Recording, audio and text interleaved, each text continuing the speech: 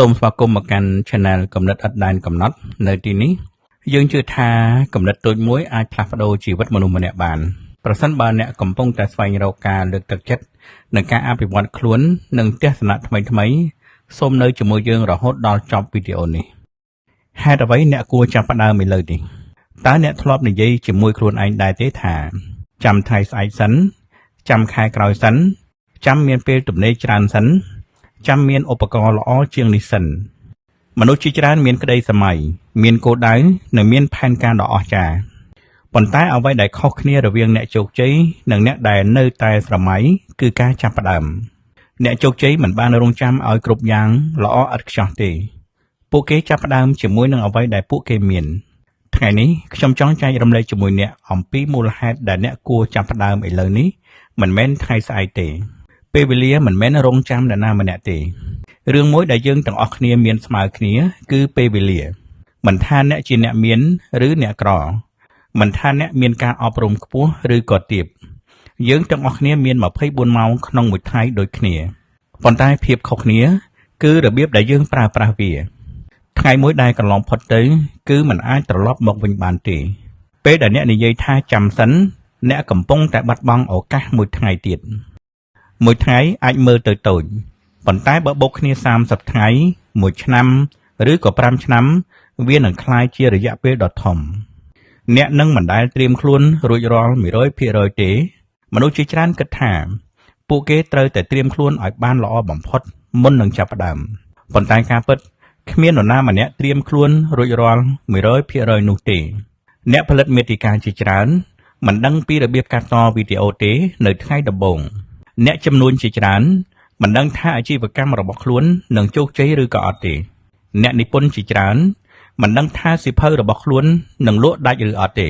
ពួកគេរៀននៅពេលដែលកំពុងធ្វើពួកគេកែលម្អនៅពេលដែលកំពុងដើរការចាប់ផ្ដើមតូចៗប្រសើរជាងការរង់ចាំប្រសិនបើអ្នកចង់ក្លាយជាអ្នកផលិតមាតិកាអ្នកមិនចាំបាច់មានកាមេរ៉ាតម្លៃរាប់ពាន់ដុល្លារទេអ្នកមិនចាំបាច់មានស្ទូឌីយោធំទូលាយទេអ្វីដែលអ្នកត្រូវការគឺការចាប់ផ្ដើមវីដេអូដំបូងប្រហែលជាមិនល្អវីដេអូទី2ប្រហែលជាមិនទាន់មានអ្នកមើលច្រើនប៉ុន្តែ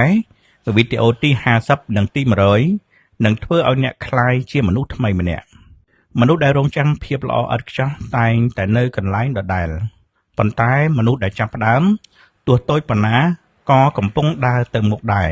កំហុសជាគ្រូដ៏ល្អបំផុតមនុស្សជាច្រើនខ្លាចបរាជ័យខ្លាចការរិះគន់ខ្លាចគេមើលងាយប៉ុន្តែសូមចងចាំថាអ្នកមិនអាចហែលទឹកបានទេប្រសិនបើអ្នកមិនហ៊ានចុះទឹកអ្នកមិនអាចក្លាយជាអ្នកនិយាយពូកែទេប្រសិនបើអ្នកមិនហ៊ាននិយាយ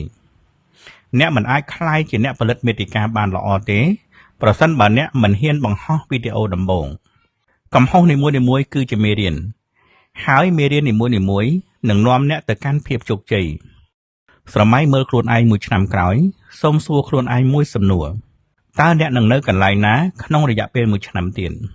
ប្រហែលជាអ្នកមាន Channel YouTube ដែលកំពុងរីកចម្រើន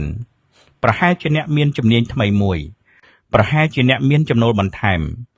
ប៉ុន្តែបើមិនចាប់ផ្ដើមទេមួយឆ្នាំក្រោយមកអ្នកប្រហែលជានៅតែសួរខ្លួនឯងថាហេតុអ្វីខ្ញុំមិនចាប់ផ្ដើមកាលពីឆ្នាំមុនកុំប្រៀបធៀបជាមួយនឹងអ្នកដទៃ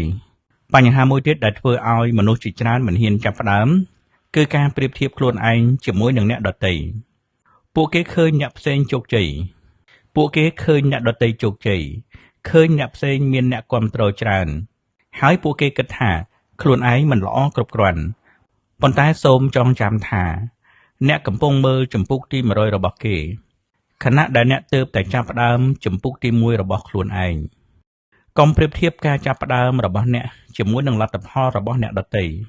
ប្រសិនបើអ្នកកំពុងតែរង់ចាំពេលវេលាល្អឥតខ្ចោះសូមដឹងថាពេលវេលាល្អបំផុតគឺឥឡូវនេះប្រសិនបើអ្នកកំពុងរង់ចាំឧបករណ៍ល្អជាងនេះសូមប្រើអ្វីដែលអ្នកមានសិនប្រសិនបើអ្នកកំពុងរង់ចាំភាពជឿជាក់លើខ្លួនឯងសូមចាប់ផ្ដើមសិនព្រោះភាពជឿជាក់កើតឡើងក្រោយពីការអនុវត្តកុំរង់ចាំកុំស្ទាក់ស្ទើរចូលចាប់ផ្ដើមថ្ងៃនេះព្រោះមួយឆ្នាំក្រោយអ្នកនឹងអរគុណខ្លួនឯងដែលបានចាប់ផ្ដើមនៅថ្ងៃនេះអ្នកកំពុងទស្សនា Channel កំណត់ឥតដែនកំណត់ ប្រសិនបើអ្នកចូលចិត្តខ្លឹមសារបែបបំផុសគំនិតនិងអភិវឌ្ឍខ្លួនឯងសូមចុច Subscribe និងបើកកណ្ដឹងដើម្បីទទួលបានវីដេអូថ្មីជារៀងរាល់សប្តាហ៍សូមអរគុណ